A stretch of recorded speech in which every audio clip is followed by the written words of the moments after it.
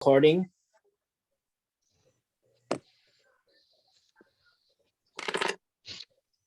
Okay.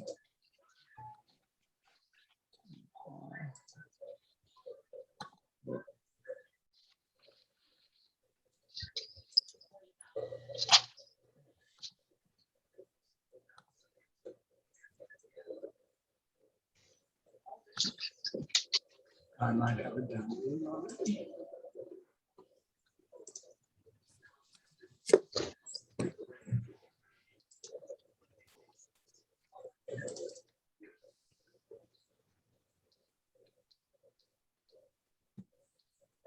There he is.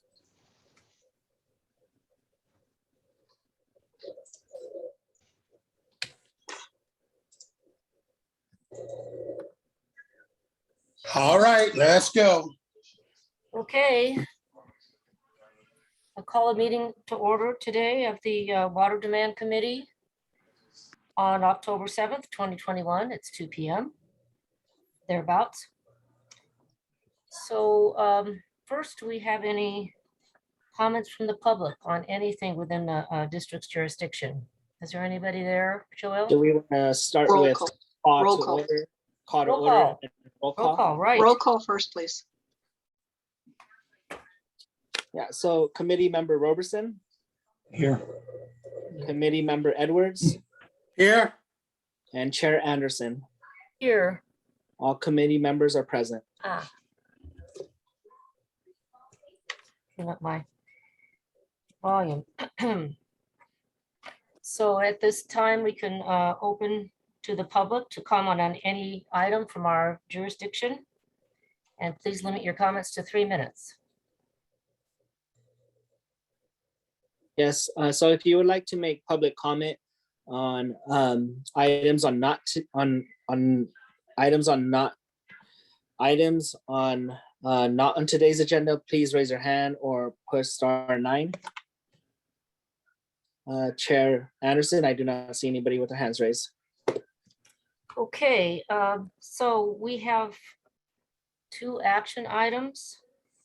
And do I start with public comment on those? Can I have a point of order real quickly? Please.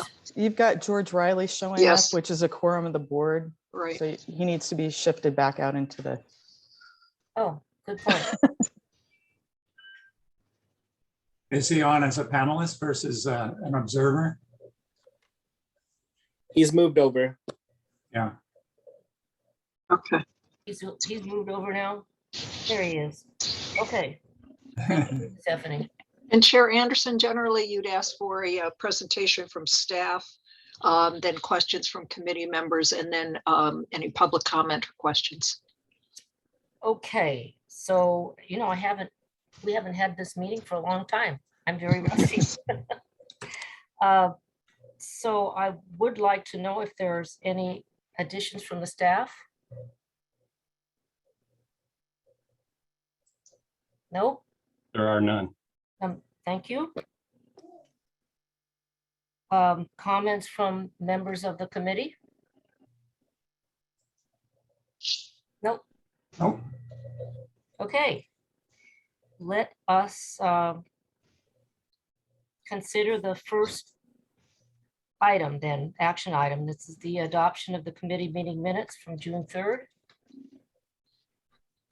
Are there any comments about the minutes? From anybody? check and see if there any public comments. I will. Joelle, All right, is there any member of the public who would like to make public comment on item number 1? And Chair Anderson, I do not see anybody with their hands raised. Okay, then let's, move approval of the thank you. minutes. And I'll second it. Okay. Roll call? Committee member Roberson, A yes. committee member Edwards, Yes, Chair Anderson. Yes. The motion passes on a vote of 3-0. Okay, action item 2, Stephanie, you want to talk to us about this? I do. I'm going to go ahead and have Joelle start the PowerPoint, and we will talk about preliminary ordinance 189. Thank you. And you can go to the next screen, Joelle, when you get a chance. So this is the first of the fix-it ordinances, as I call them, that we discussed as a committee back in May. And at that time, I had a lengthy list of rule amendments that need to be addressed going forward. So this ordinance is currently in a preliminary form. There will be findings added to it and CEQA review prior to first reading. So this is to get your feedback at this point, and then we will finalize the ordinance for first reading. In addition to the ordinance, and this is part of your staff report as well, the board will consider 4 resolutions that also make changes to our various tables in the rules and regulations. You are likely to see 3, perhaps 4 resolutions coming to you at the October board meeting. And I've included them in the presentation, or I've included the actions that those resolutions are going to take as part of the presentation today. So if you have any feedback, you can also provide that to me. So I'm just going to walk through each one of the rules that has a proposed amendment and what that proposed amendment is. And if, and Amy, I don't know if you want to stop at each rule and talk about it, or whether you want me to just go through the full presentation. And then if you have questions, we can go back and go through them, whatever your preference is. I think my preference would be just to take a minute after we've discussed, after you presented each one, to see at that time if anybody has a comment, Okay. just because of memory length. Yeah, and it does get confusing when you start getting into Right. numerous rules. So Joelle, do you want to go ahead to Rule 11? So Rule 11 is our definitions, and proposed in this ordinance is a new definition for smart flow meter. And the reason for that definition is because we're also proposing a new rebate when we get to Rule 141. And there are, this has been something that Cal-Am has asked for, my staff has been asking for. The smart flow meter is a device that connects either to the water line going into your home, or a water line on your irrigation system or whatnot, or to your actual water meter. And it reports accurate, timely flow information through a web app. So you have it on your smartphone. And it will alert you to a leak or unusual water use, if something comes up that could result in high bills or damage to the home. So East Bay Municipal Utility District has this rebate in place, and I do believe there are some other ones also, but I'm most familiar with East Bay MUDs. And so I'm kind of modeling our proposed rebate after theirs. So there are a number of different devices that are recognized as being meeting our definition of what type of a device we'd want for a rebate. And I've just listed those on this page. So I'll get more into that as we get to Rule 141. So I guess the first question would be, do you have any questions or comments on this item? I have a question in that I have nothing in my packet about Rule 11. Uh-oh. Is that, am I the only one? Do you have it? Chairman taking a Edwards look. and Roberson? I'm taking a look right now. I just took the agenda off the website, which Sarah and Joelle so nicely link us to. Okay, yeah, it's on page 10 of your packet. Okay. Page 2 of the ordinance, Page 2 of the ordinance, page 10 of the packet, yes. Goodness. section 3 of the ordinance, Amy. Amendments to Rule 11. That's the only place where it appears. Mhm. Second sentence. number 3 and under findings. No, Oh, go to the next page. um, So page 2 of the ordinance, section 3, amendments to rule 11, Wow. smart flow meter. Okay. Thank you. Thank you.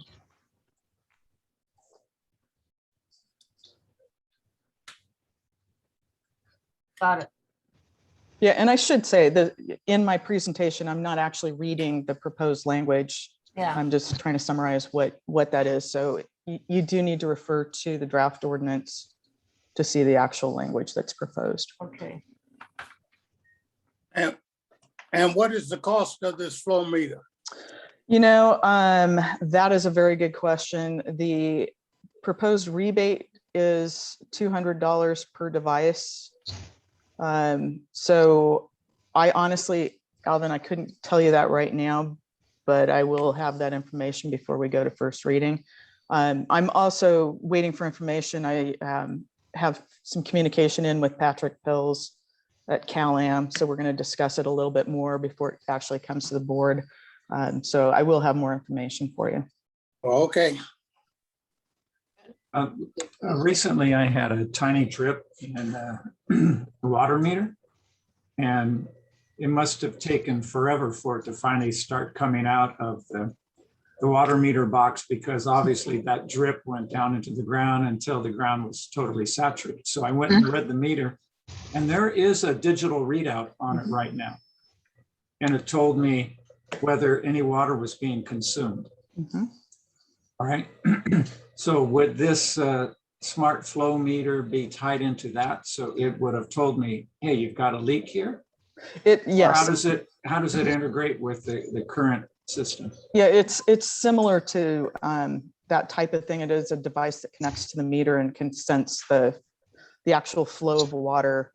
So if there's an unusual flow, it would identify that there's something going on. And because it's a smart app, it's like you would get an alert on your phone, or you would get you might have something pop up that says you need to take a look at your water in this situation. And they've been getting more and more sophisticated over the last probably 5 years. Back just over 5 years ago, we had issues with people who had really high bills. And this was one of the devices that kind of came to our attention in the conservation field as something that might help people so that they don't have those surprise high bills. So the point here being, one is it would alert a consumer, a customer, that there is water flow. Yes. Like the digital printout does. Because and secondly, that someone would not have to pop the water meter lid and check it out. It would be notified on the phone. So a leak Yes. like that wouldn't go on for weeks or months because it was so minuscule. Is that the point? That's essentially it, yes. And I have to say that many, many meters around here are not accessible. The water meters are buried under dirt, and yeah, you can't find your water meter. So this type of device would be extremely helpful. And then it's optional, obviously. It sounds like Yes. someone would actually go out and purchase it. Mhm. Okay, thank you. Makes sense. Chair Anderson, Steph, this is when we get to 141, is this part of Cal-Am's proposal for advanced metering infrastructure? And because you said in your note, one of the Cal-Am wanted to see these made available.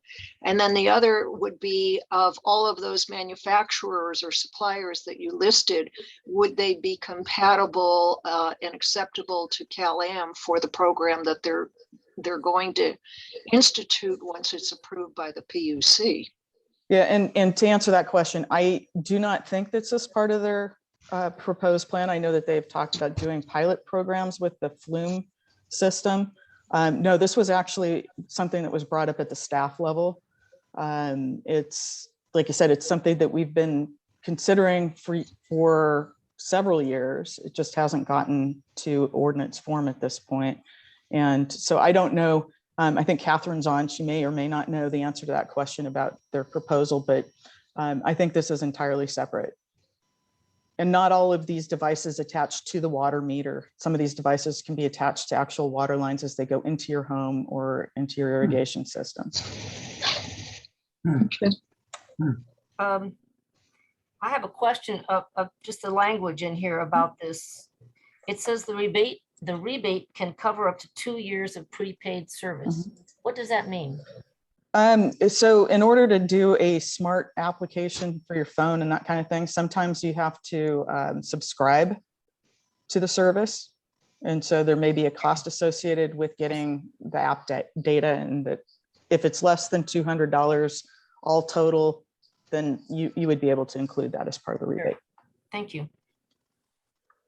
So you're gonna need an iPhone to do this with this?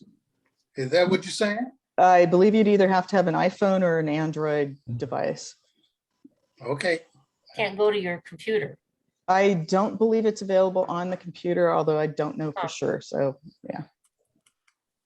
Well, we better beef the staff report up with all this information that you get, so people will know if we're going to recommend it. I will do that. And if I might pursue it a little bit more of CalAm, and thanks to them, they see the advantage of this. Why wouldn't this be something they would do as part of upgrading their own meters and do it for everybody? And secondly, if you put it on your irrigation system, you could tell that's leaking, but you would not be able to know that you had a leak at your water meter where mine was. Unfortunately, on my side of the meter, darn it. Yeah. So anyway, would CalAm be interested in making this investment to upgrade their system? It seems to me that would be something they might want to consider. Well, Dave, and question is that as part of their current rate case, Fran, were you saying something? Yeah, as part of the current rate case, the district actually, let's see, I think we took a position that we were not supporting. No, We are supporting. we just remain neutral. Neutral, okay, neutral on that one. Originally, we had a position of support for advanced metering infrastructure.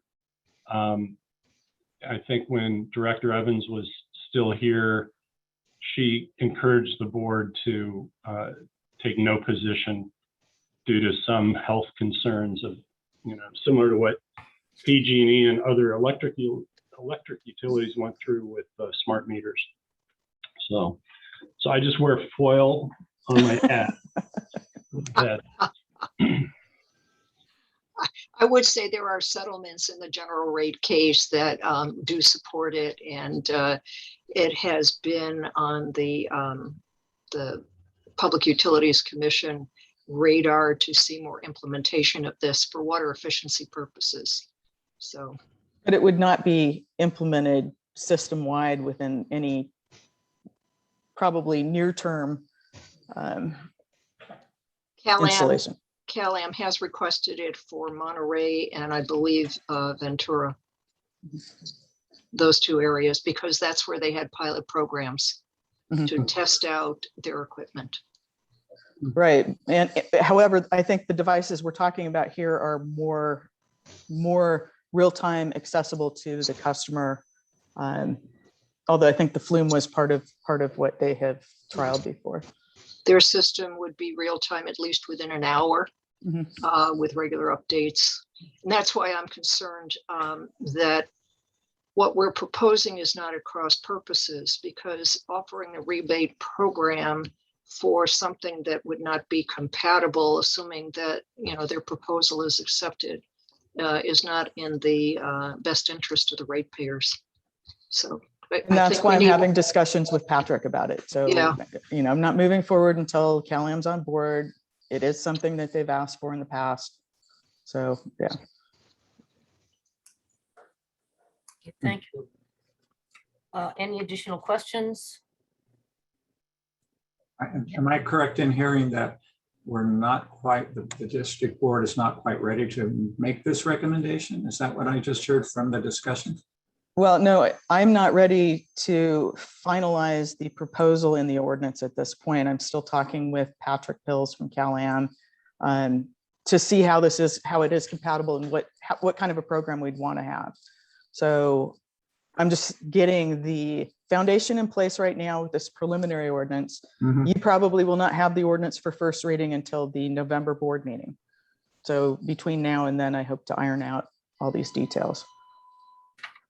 Very good. Do we have any idea how much water savings that there potentially could happen here?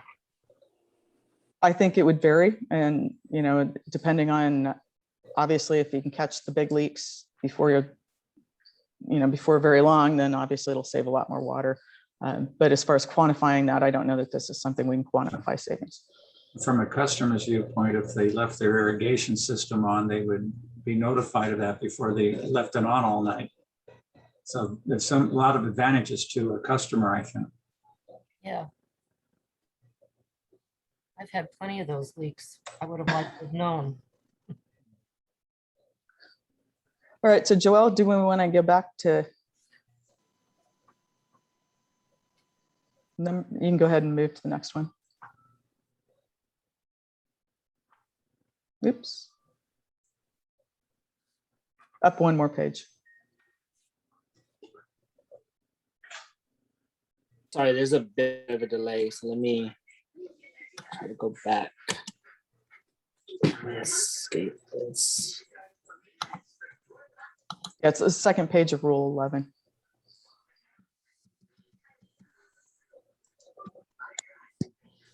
Okay, perfect. So these are the other two proposed changes to the definitions, and that is reducing the water factor for the high efficiency clothes washer and the gallons per cycle for the high efficiency dishwashers so that both meet the current Energy Star specifications. And did you have any questions about those two definitions? That seems pretty clear to me. Okay. So then moving on to Rule 21, we're adding in a requirement for preliminary review of a water distribution system application by the Department of Water Resources. And this goes to concerns about sustainability and whether or not a small system is something that they will approve, because we've had a couple of systems come through that would not be approved by the state. And before the district staff takes time to review an application, we want to know that state's on board. Yeah, and I think we'll want to change this to the Division of Drinking Water. Okay. You had asked me about Stefan, right? Yeah. Yeah, he's Division of Drinking Water. Okay. Is there any particular size for these public water systems? Is there a minimum size or anything? You're muted, Dave. Sorry about that. Yeah, there is. Just pull that up. I think it's 15. 15 is public water system, yeah. Yeah. And Steph, I don't see that we have a definition of public water system in our rules. I think that would be helpful if people, Okay. are applying so that they know whether something is considered a public water system. Sure. So that's the minimum, 15 connections.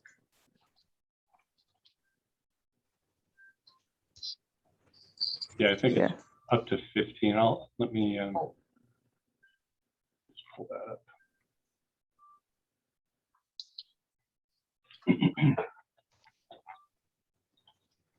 Let's see, public.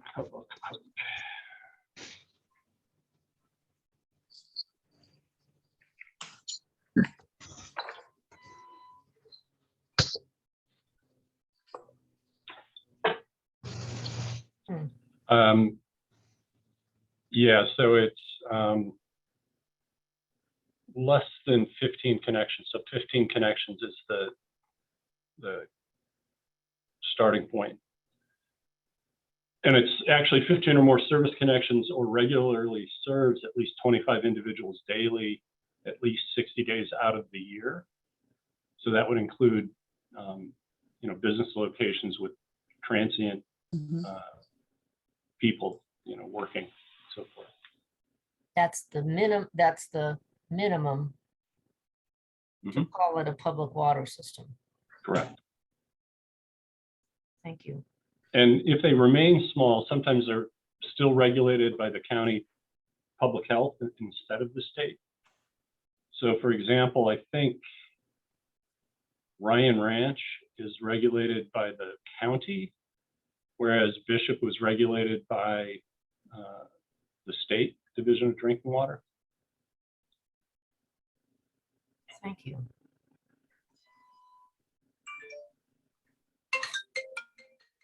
In Karen Redmond.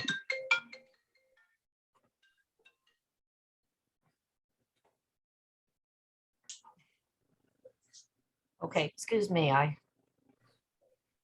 get a call on my phone, even though I've turned it off, it goes into my hearing aids, so it's very confusing. Oh,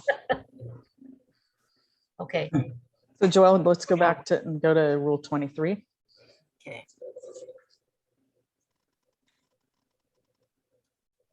So the changes proposed for Rule 23,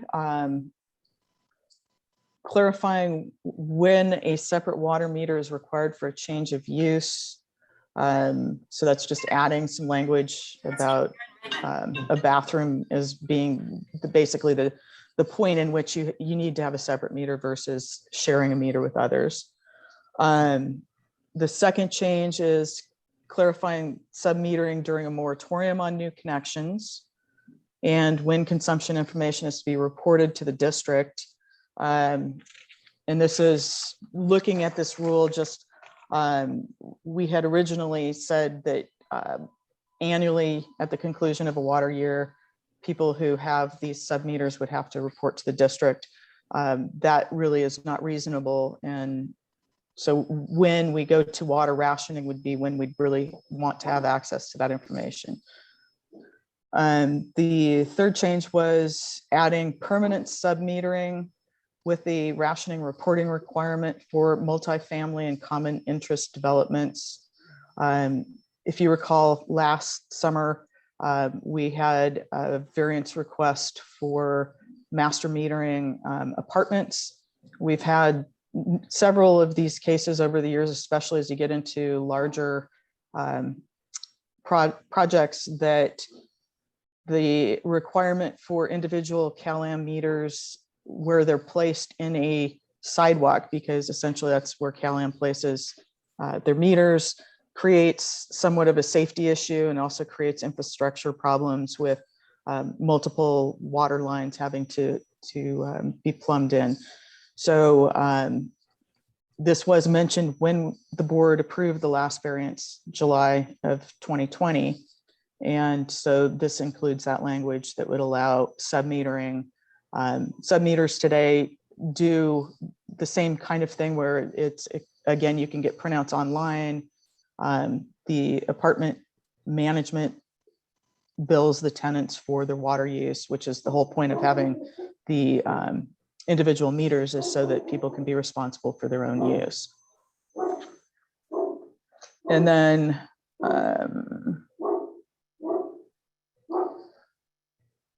we also added a description of the water permit waiver process. We have jurisdictions that want us to review plans, even though a water permit really isn't required. And so the amount of staff time, it's the same as processing a water permit, but we don't record deed restrictions on the property. We actually review the plans and issue what is essentially a water permit, but it's called a waiver. So I just wanted to add something in there that explains that process. And that is all I had on Rule 23.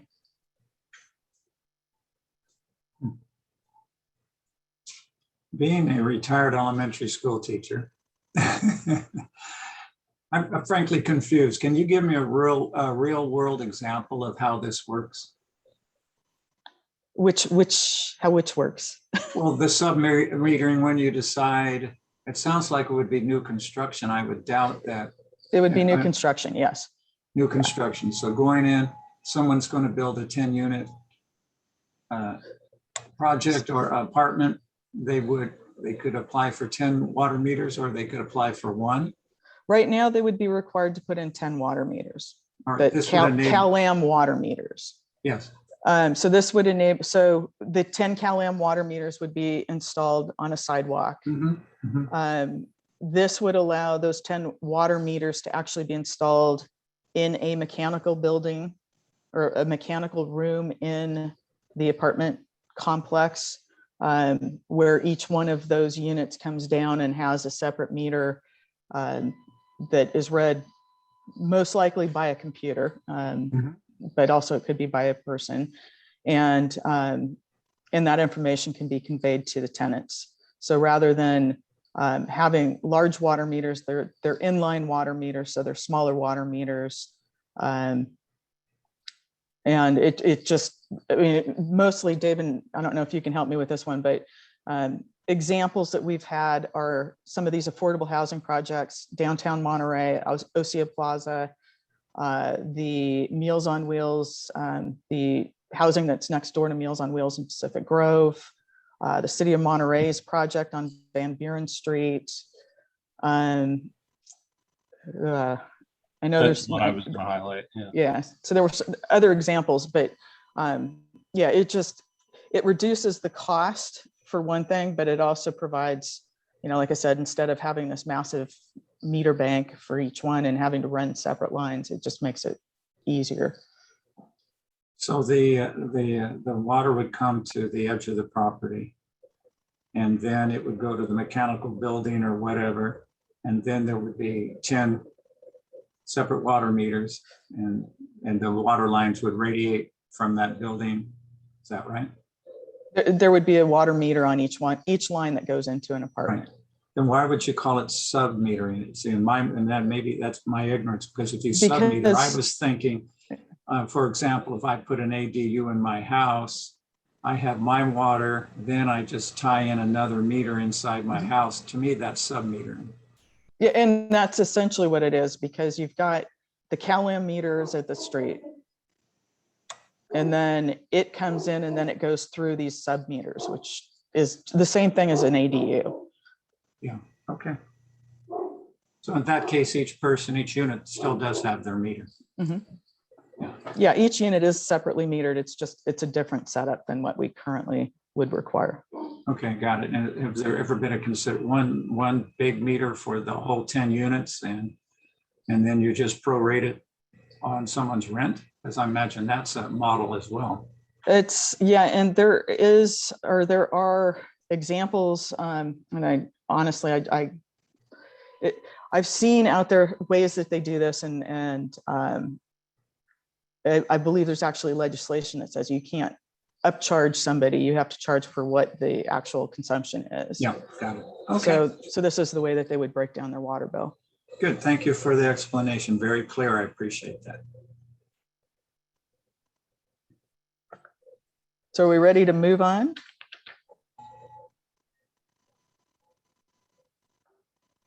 All right, Rule 24, the calculation of water use capacity and capacity fees. So we've got situations occasionally where someone wants to have a mobile water distribution system deliver water for a swimming pool. And in that case, right now, we don't have any information in the rules, but this would clarify that if you do that, you have to purchase the water from a licensed water hauler, and the state licenses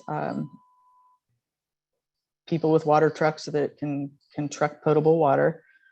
And in addition, we would require that there be a minimum deduction of one fixture unit of water from the main water distribution system that's serving the property, so that when there's water use for maintenance of the pool, that's being accounted for. The second bullet is the calculation for common laundry rooms, and this comes into the resolution that one of the resolutions for amendment to Table 1 that you'll be receiving at the board meeting. Just to explain the process for common laundry rooms, which are laundries in apartments that everybody has access to.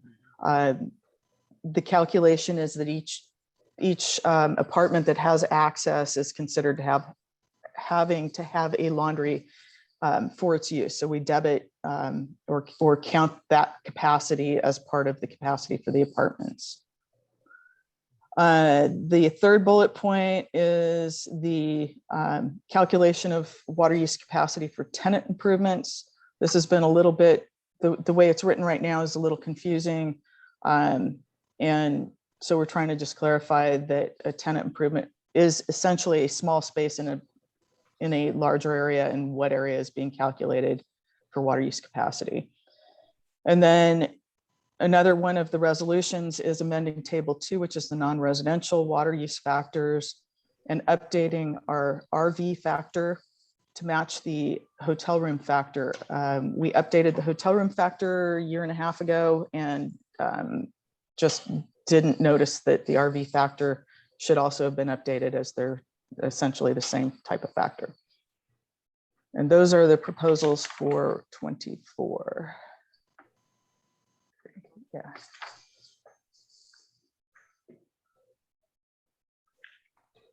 So any questions on any of those?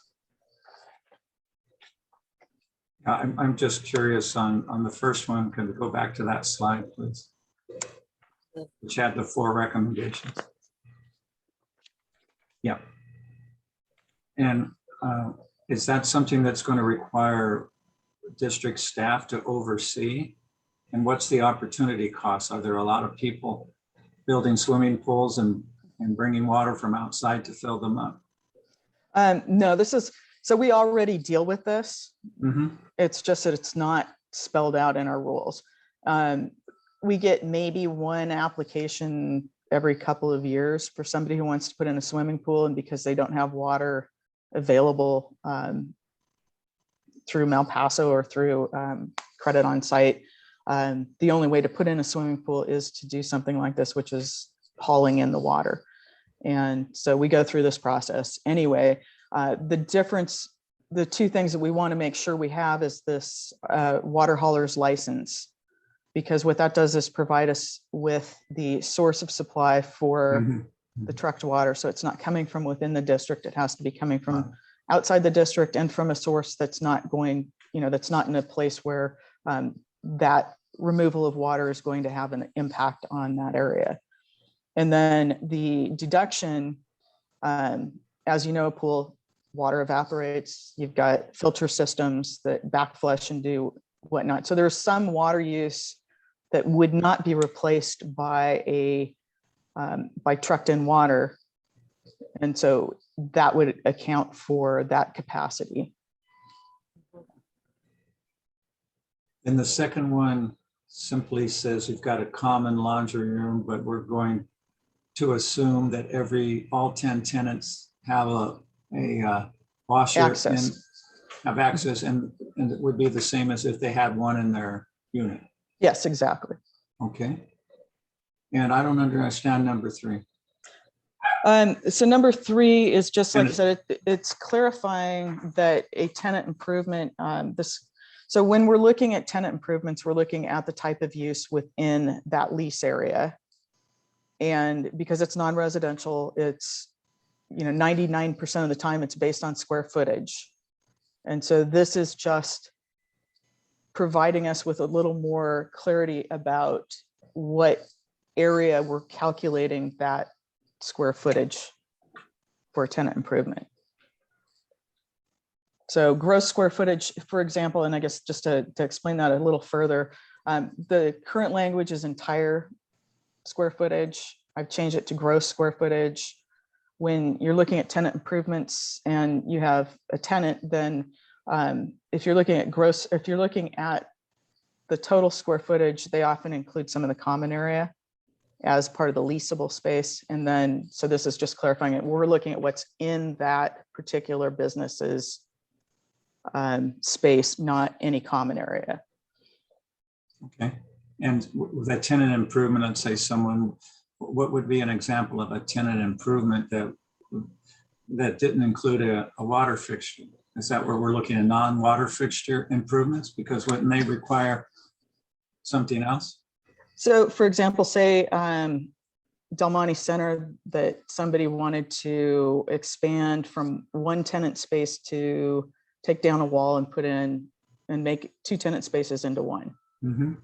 then this would help clarify the square footage that we're looking at for the water permit when we calculate the capacity of the project before it's done and the capacity of the project after. All right. Theoretically, there would be no more water demand. And there might be a tiny bit of square footage, from where whatever the wall that was removed, there might be a foot or something. But yeah, this helps us to identify what that square footage would be. Okay, and sorry for having to ask all these questions. I'm the newbie on the block, you guys. Well, you're not the only newbie, but I appreciate your questions. And actually, That's that's all what, right, Mayor. That's all right. After you learn all this, we'll remove you off this committee and put you on another one. Oh, no. You're doing good. You're Oh, doing I good. thought you were my friend, Alvin. I am. But you're doing good. You asked some good questions. Thank you, my friend. Keep it up. Keep it up. All right. well, and that's what makes these ordinances so complicated is that, I work with these rules every single day, and Mhm. trying to explain them to people it's difficult. And that's why a real world application really helps. If someone expanded, but if you had, I don't know, if you had a stationary shop and then you expanded next door, would your water capacity really increase? I don't Probably think not. so. No, it would be negligible for sure. So Right. yeah. It's just that's how our rule says we have to look at it. If it's retail and retail, we don't actually even worry too much about that. If it goes from, say retail to a coffee shop, Sure. then we'd have to look at what that square footage was. And that's probably a better example. Got it. Right. And if there's an intensification of water use. Yes. Got it. All right, Joelle, let's go to 25.5.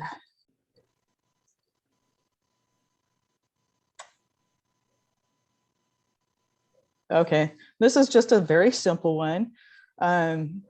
This is, and this has come up in the past, but primarily the concept of taking a portion of a business's water use and taking it out of the district in an attempt to get a water use credit.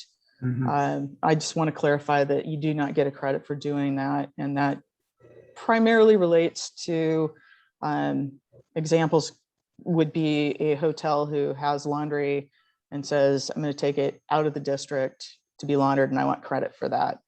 And anyway, while it does happen all the time around here because we have one large commercial laundry on the peninsula. So most of the laundry is done off the peninsula. We just don't want to have a credit for doing that. Makes a lot of sense. Okay. So Rule 60 is changes to the fees and charges table. And this is another resolution. Rule. And what we want to do is add the actual costs for responding to Public Records Act requests. Currently, we don't have that information. I just dealt with a lengthy Public Records Act request and had copies of some close to 800 pages. So I just wanted to have this in our rules that it'll have black and white copying costs, color copying costs, mailing cost, and cost of the media to provide the information. So if it's on a thumb drive, that's what we're looking at, what the cost of a thumb drive is. Now, it's my understanding a public agency cannot charge staff time. That's Right. correct. Okay. All right.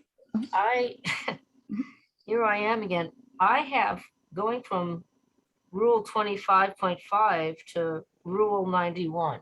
That's the next thing on that page. So Yes. So this is, okay, I'm sorry, Amy, this is so that last slide had to do with a resolution. is that It's where- not in the ordinance. It's actually, I'm sorry. It is a resolution. The resolutions are separate documents.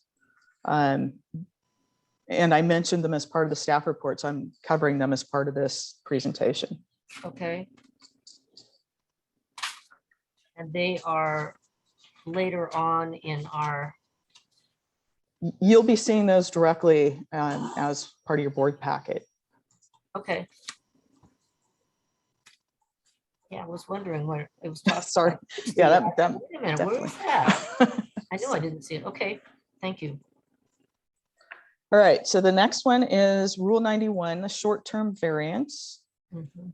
And this is just deleting this rule in its entirety.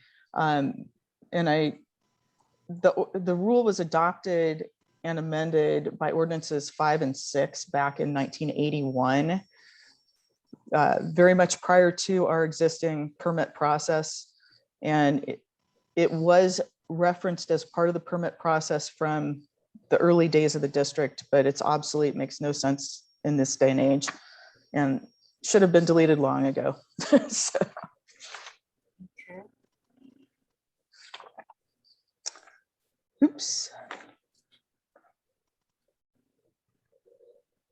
All right, so then we go to our rebate rule, and the changes proposed for that include deleting an outdated footnote related to common laundry rooms, allowing a rebate for replacement of high efficiency dishwashers and ultra high efficiency toilets after 10 years. And several years ago, the board agreed to allow replacement of high efficiency clothes washers after 8 years, so that we can ensure that these people who are not required to have these high efficiency appliances will replace them with similar efficient appliances when they reach the end of their life. Adding the rebate for the smart flow meters, and reducing the rebate for high efficiency toilets from $75 to $50.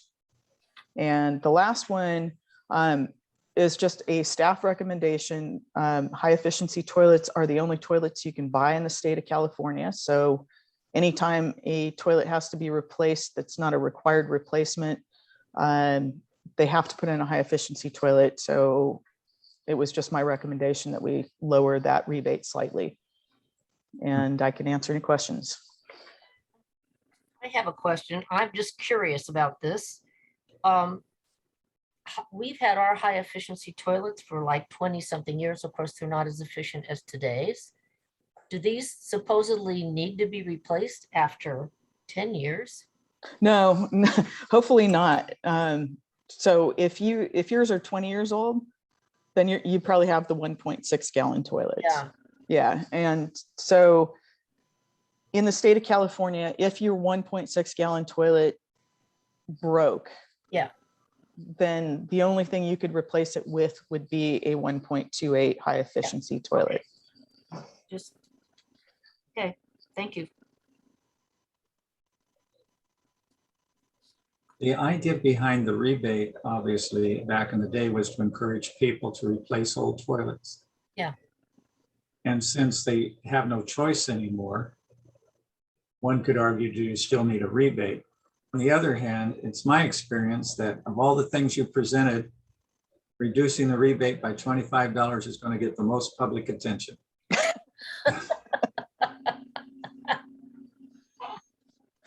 And interestingly, so let me give you an example.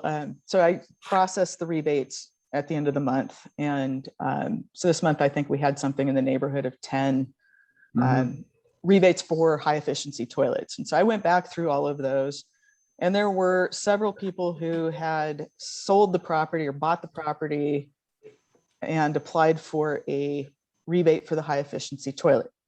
That disqualifies them from the rebate. So there are some people who are replacing older toilets voluntarily. They're not required to do it. Now, I don't know if they cracked or whether, I don't know what the story is, but for whatever reason, they did do it without being required to do it. And so that is the reason that we still have the rebate for those toilets. Yeah, no, that makes sense. I just replaced one about a year ago. Didn't even realize there was a rebate. Oh. So, yeah. You can expect my application retroactively dated here very soon. Yeah, you have 120 days to submit your applications. Oops. All right, and then finally, last but not least, is just deleting the reference to the year 2016 in the Monterey Peninsula Conservation and Rationing Plan. And again, I had at one point somebody asked a question about why is it 2016 and it's 2020 or 2021. So anyway, that concludes my presentation. The recommendation, and you can go to there we go. You have reviewed and provided direction at this point. And then you also have the option of having staff bring the ordinance back for a last review before it goes to the board after I've completed all the findings and the CEQA analysis. Or the committee could decide today to make a recommendation to the board. And that is your prerogative.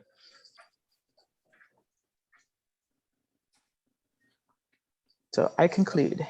Anybody have a suggestion about that? And you should Well- take public comment before you. Yeah. Yeah. Okay. Well, one thing is, Stephanie, who else would look at these ordinances and rule changes that you are about to make? Or we're about to make? Who else would look at them? Well, Realtor? No, this would just it goes through legal review and then goes for first reading and second reading. So when people come in, just the public, do the realtors ask about these changes or anything that we're about to make? If there was something that was that they were directly affected by, I would definitely be communicating that with them. I think most of these changes are fairly minor. And again, we do have 2 public hearings and an opportunity for people to make comments on it. Okay. So on the, just going back for a second, it lists all the rules and so forth that you're proposing to update. I think it says Rule 162. I think you meant 160. It's a carryover, Steph. You're on mute. Sorry, yes, I will check. I will double check that one. Right.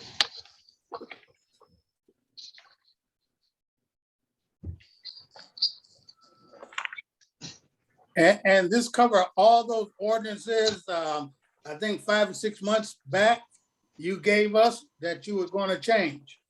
No, it does not cover everything. Well, you got enough here. I thought this was everything. Oh, no. Oh, no. So what do this cover? Just basically, what do this cover? This covers parts of it. So you will be seeing change. You will see additional ordinances at some point coming forward that will deal with our landscape regulations. You will see changes to our water distribution system rules. You will see changes to some of our conservation requirements. There also, and actually, I think under this, I can ask this question, but we've been asked about swimming pools. And I think we've had some confusion about swimming pools and whether a above ground pool requires a water permit. I mean, obviously we know an in-ground pool requires a water permit, but now question about and we rarely get these kinds of questions, but just this week, a question about a doughboy pool, which is a large above ground swimming pool.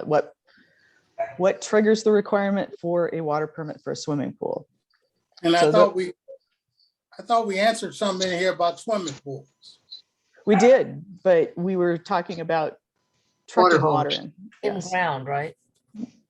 Well, no, this was an in general question, but there is a policy question that I would ask, which is the concept of should a large above ground pool require a water permit?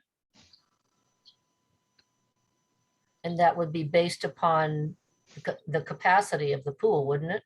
It's based on surface area. So it's same thing as a in-ground pool. Mhm. And I would say, yes, it should require a water permit. We kind of figured that. Yeah. Yeah, well, my thought, as I said before, there's always opportunity cost. Does it cost more for the district to monitor that than not, if it's something that hardly ever happens? Well, they still get sent through us. So it's really doesn't make any difference Okay. time Well, wise. going back to the pools that you brought it up again, and that was, someone would have to give up a water credit?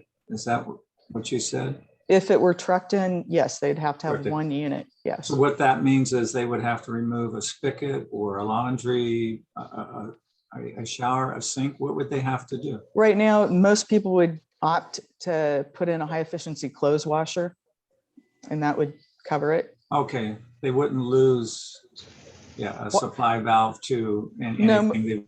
yeah, most people don't actually have to take fixtures out. There's usually a way to offset it with credit on Got it. site. But at the rare case, somebody is already high efficiency, they might have to. They might. Mhm. Okay. All right. Details. Oh, yeah, my unfavorite thing, that's, I hate to say.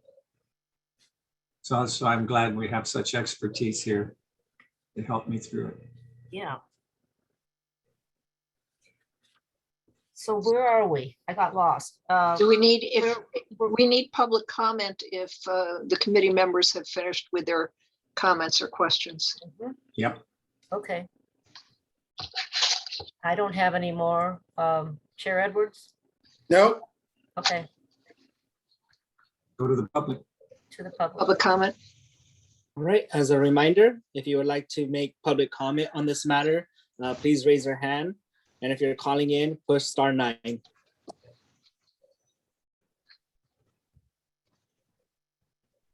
Chair Anderson, I do not see anybody with their hands raised, so I'll return this back to the committee. Thank you.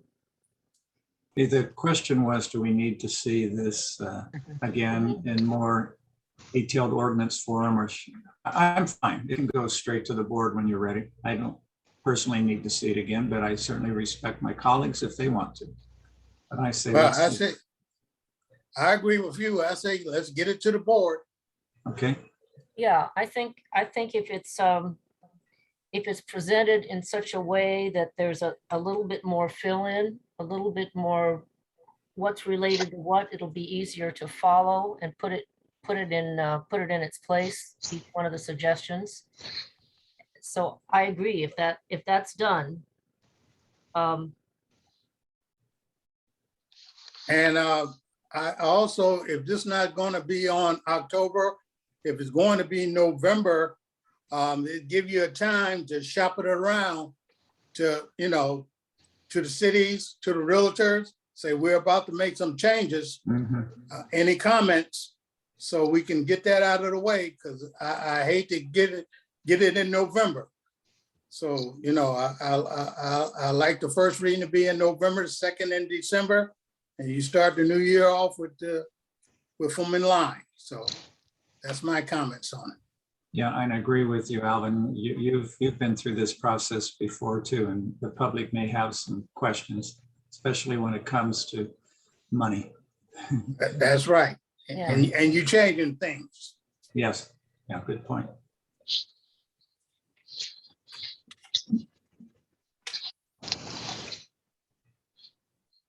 So you just needed our comments on that, is that correct? Or do we? Yeah, I think that's fine unless you want to make a recommendation. Well, let's go ahead and make a recommendation. I would recommend that this can come back following your shopping it around a little bit and filling it out some more and present it in whole, one piece to the entire board. I'll second that. Okay. Roll call vote? Yes, Committee Member Roberson, Yes, Committee Member Edwards, Yes, Chair Anderson, Yes. the motion passes on a vote of 3-0. mhm.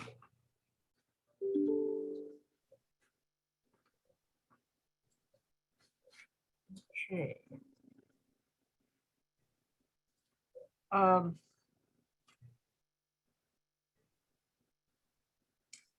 So we're on number 3, which is, oh, wait a second. Mhm. Water for Housing Initiative. Right. And this is just a verbal report to let you know that we've had absolutely no movement.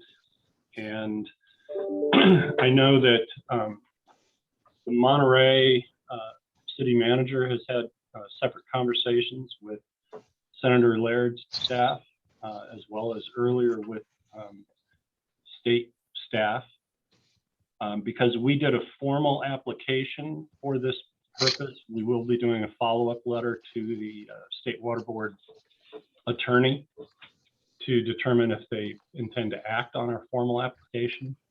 But I think in reality, this item rests more with the local housing advocates and Senator Laird's staff at this point. And so we'll continue to coordinate. Our goal as the district was to determine how much water could be cobbled together and how much was needed, make the initial entreaty to the State Water Board. But all along we had been relying on the housing advocates to then pick up the mantle, which they've done a very good job of in terms of letters of support and so forth. But at this point, it's, you know, a little bit of the attention is lost due to drought in the Central Valley, and just kind of typical workflow. But we will be following up. So no news to report, really. Thank you. Senator Laird came to our council meeting. He only had about 15 minutes to talk about legislative accomplishments and challenges, but he did mention the water request. And if you want to, I don't want to misquote him. So if you want to know exactly what he said, Dave, you could take a look at the our meeting online and it'll tell you, but he basically said if he's monitoring it, he gets it, he's encouraging it, but if the drought continues, it's going to be a very hard sell because there could be a statewide moratorium. Yeah, and I think our next agenda item will reinforce that feeling a little bit. And we'll talk about that in a second. Yep. So a letter to Senator Laird wouldn't make a difference now. What do you think, Mayor? Should we send him a reminder, or since you know more, we shouldn't, or you know, leave it alone? No, we're good. We're in constant communication with the senator. I don't think a letter honestly is needed at this point. Okay. Yeah. What's needed is rain. Rain, yeah, exactly. But he made it pretty clear the State Water Resources Control Board is looking at the entire state in severe drought conditions. And so one would ask the question, how can you give any kind of variance, waiver, leeway to an area when the state's drying up? I said, yeah, and that's a good point someone raised. Yeah. Yeah. Okay, I guess we can move on to number 4. Yep, and this is a two-parter. Part 1, the data did not come in time. You know, this is only October 7th. We did close out our water year September 30th. So I think we're going to make a full report to the entire board at the October meeting. But just as a preview, I want to highlight, I'm going to screen share here this table in the staff note. And, you know, bear with me that I'm going to repeat this information again at the full board meeting, but I think it's important to begin the dialogue. So you can see the staff note. Is that visible by everybody? Yep. There's a go. And last year is actually water year 2020.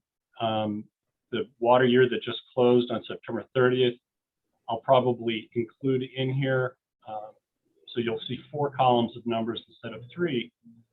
But I think what's instructive is 2020 had very little pure water Monterey water. It was just 1 month, and it was very much in startup mode.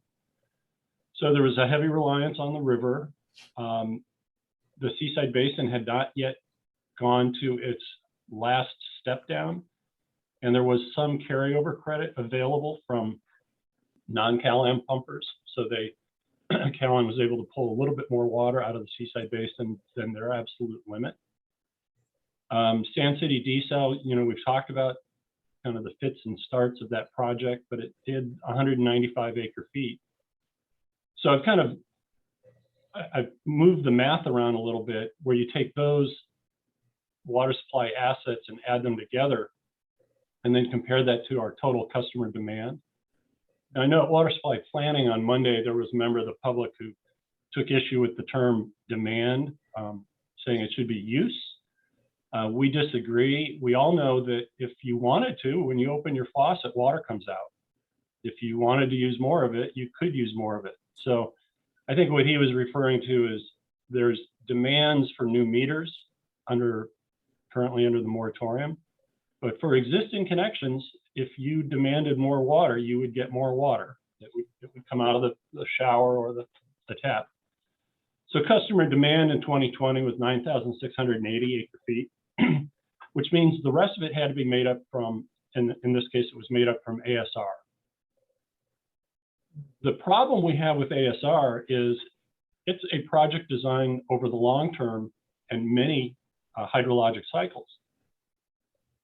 Under the cease and desist order, it hasn't been operating like that. So we've not built up the reservoir behind the dam that you would expect. And so now as we enter into a dry year, this past year, we only injected 66 acre feet. So we have about 1,200 acre feet in storage from aquifer storage and recovery. But over time, that number is supposed to go up into the 7,000 or 8,000 acre feet, so that it then becomes a bank of water that can be accessed during our drier years and then filled up again in our normal to wet years. And that's the way it was designed to operate and is expected to operate once it goes through, many cycles. But where we sit right now, we're with the approval of Pure Water Monterey expansion, we're at a minimum of about 30 months away from permanent water supply. When Pure Water Monterey expansion comes online, there will be access to 2,250 acre feet, which even if we set aside 700 acre feet so CalAm can begin recharging the Seaside Basin, that's still 1,400 acre feet, which is way over capacity for what's needed in a single year of growth or a couple of years of growth. So during these next 2 to 3 years, what we're going to witness is next year, the water year that we just entered into in October, the Carmel River can yield 4,110 because it's kind of a hybrid year between this year and then the permanent step down under the cease and desist order. The Seaside Basin is in its final ramp down, but Pure Water Monterey has come online with its base project. Sand City desal again at approximately 200 acre feet. So the subtotal of available 9,200. Well, if demand doesn't change from where it was this year, and it's still 9,700 acre feet, you see a shortfall of 416. That has to be made up from aquifer storage and recovery or other sources. Other sources include things like Table 13 water rights that only occur when it rains. ASR, we can only increase that bank of the 1,200 current acre feet if it rains. And so if you had to tap the bank, you'd be taking 416 out of ASR's storage, leaving approximately 800 in the bank. And if you had to do that again the following year, the bank is short of the 1,150 that you see here. So we're clearly relying on either rainfall to replace ASR or augment the bank, or what we intend to do is take the existing Pure Water Monterey project, It can operate at a higher 4 million gallons per day rate, so a higher capacity. And we believe we can get about another 500 acre-feet from the existing project just by running it to fuller capacity. But we can't really use that water until we increase the calendar year amount that can be injected under the waste discharge permit, which will happen in the middle of this coming year. So we will be able to get additional volumes from the existing project, which will allow us then to not touch the bank from ASR next year. So that 416, give or take, depending on what actual demand turns out to be, looks doable. But again, you're right on the edge. Then in 2023 or 2024, if we have to make it 2 years, the shortfall is almost identical to the bank that we have for ASR. So if it doesn't rain, again, we would be depleting our savings account with no new deposits. So the choice again will be to try to run Pure Water Monterey at an extra 500 acre-feet, but we are going to have to come up with then an additional 650 acre-feet to make the shortfall, assuming again that demand doesn't radically increase. So that's a point where if it doesn't rain for 2 more seasons, you're absolutely hitting the ASR bank. Mhm. And then if there's a delay in the expansion, you may have to hit it again. And so that's where this kind of statewide problem has come home to roost here, that until we get the permanent water supply online and moving, we have very limited resources if it doesn't rain. And so that's what we'll be talking about at the next board meeting. That's why, you know, ostensibly freeing up 75 acre-feet, if all that housing did come online and used a full 75 acre-feet, well, it tightens down this mathematics a little bit, which is why people could be concerned. I think that the path that we're on, and if we said, oh, well, let's only do 25 acre-feet worth of housing projects, and they take a full 2 years to come to fruition, we should be fine. But that's the game that we're playing, is we actually need to run the plant at Pure Water Monterey harder and pray for rain to make sure that we have a comfort zone. But I do believe where we stand right now today, we can make it. But that's, you know, you will read that we're on the edge or it's very tight, and it is, and this is why. And as soon as we get Pure Water Monterey expansion done, then we'll have too much water for a period of time, which will carry us for a number of years to rebuild the storage back up. But until that happens, a couple more dry years will certainly have an impact. And that basically concludes. I'll have additional information at the board meeting. I do know that the 11-month totals for the water year, total customer demand was a little bit lower than the same time last year. So we don't really expect much of an increase. You'll end up seeing roughly the same place we were at the end of last year. But it'll be instructive to have it up as a graphic so you can see that we've really been stable at this 96 to 97, 9,800 acre-feet for about 6 years. Mm-hmm. But, you know, if for whatever reason there was a surge in the economy and demand went up by 150 acre-feet, that's how close we are right now. Is every little bit does matter, because we're not refilling the bank if it doesn't rain. So anyway, that concludes item 4 on this agenda. So Jim, could we get any water from Marina Coastal, from any other sources? Yeah, so Marina Coast has not yet signaled that they're going to take their recycled water from Pure Water Monterey. So we had believed that we could access that water until around July. But now they're talking about taking it earlier. So we need to have more conversations with them on that. They don't have any additional supply that they could leverage immediately. When we had been in discussion boy, what's it been, 3 years now, about potential settlement over the desal project. They said that they could sell water to us for 10 years. That never advanced forward. So there's not really a mechanism in place to get additional Marina Coast water. And they have their own issues, as you may read about, land watch reports and so forth.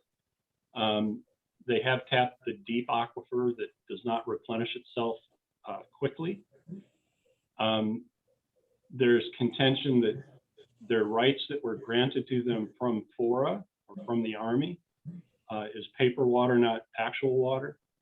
And so while on water accounting, it looks like they have the water, many of these projects that have been discussed, like Campus Town or the front gate, or whatever they call the main gate, yeah. There may or may not actually be wet water to support those. And I know there was a recent settlement with Land Watch that kind of dictates how they can count water for their purposes. So yeah, no Marina Coast water. But if we have a normal water year, and keep in mind some of the climate data that you're seeing, and I think the mayor's pretty aware of this, they're predicting that we will have higher intensity rain in the winter and drier periods of summer, but not necessarily dry year round. And so that does give us opportunities for ASR and also gives us opportunities for Table 13 water rights. So, as I've probably said way too many times, we don't even call it a drought until there's 2 dry years in a row. So, we could view this entirely differently come February. We just don't know. But you don't want to rely on a single season of rain when we know that we just went through a single season of no rain. So it's if we do have another dry winter, then it's that second and third year out that'll be the problem, not next year.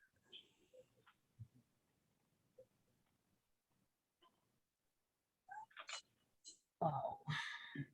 There are 20,000 housing units approved in the county in the pipeline right now. And then in Fort Ord, Marina, and Seaside, 2/3 of the new housing and development is tapping into the 400 and 900 below sea aquifers. That's not sustainable. So Yeah. It's going to be, and then Dave, you talked a lot about supply, obviously. The elephant in the room is demand. And how do you lower demand, and how much is voluntarily have we accomplished so far? And it leads to the R word, which we don't want to say. But if the supply isn't there, then obviously there has to be a movement on the demand side. Yeah, and we often refer to hardened conservation. There is a floor, and conservation is both behavioral and technological. And I think we're starting to reach our technological floor.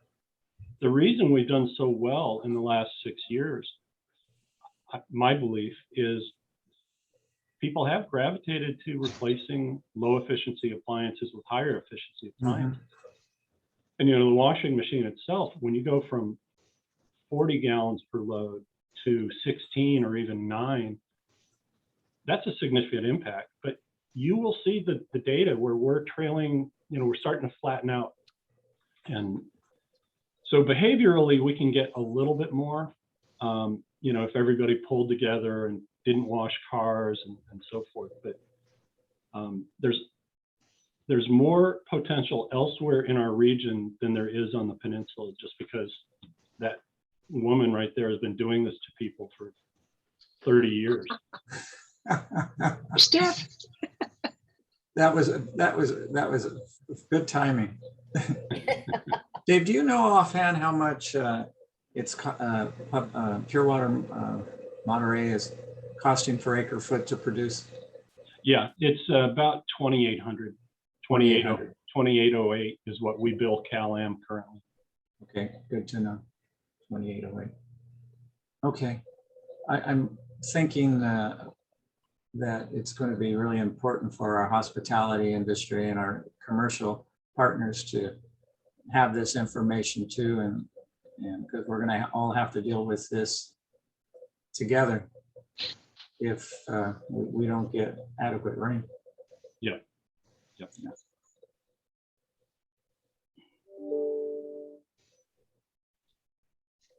Well, Joel, I don't know if you want to go up for public comment. That was informational.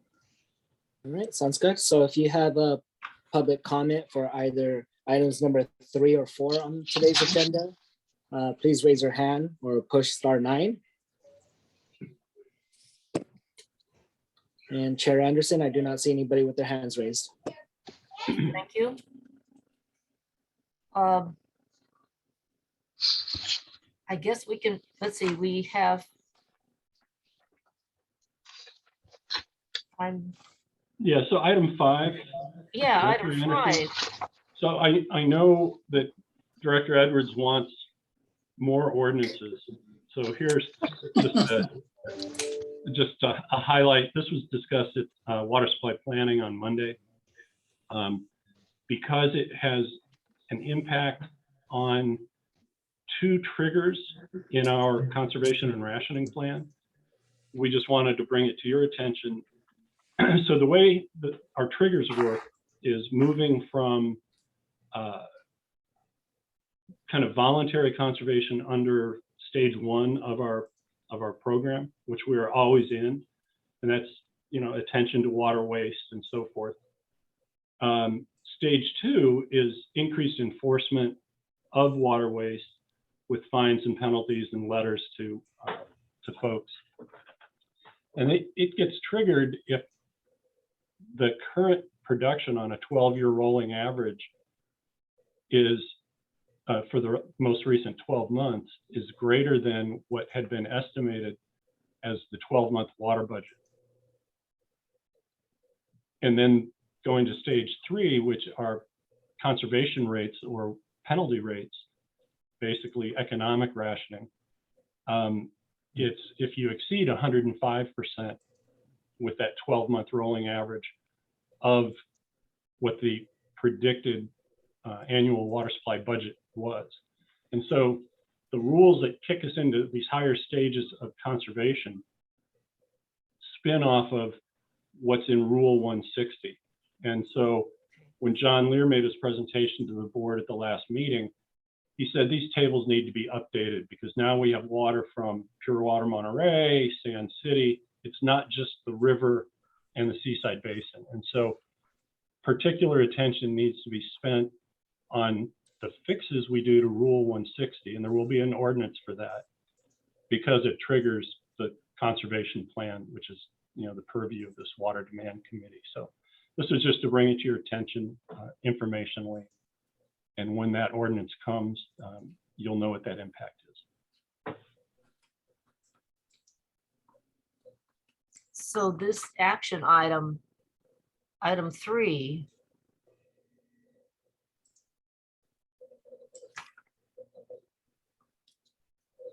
there's a proposal here as far as the changes.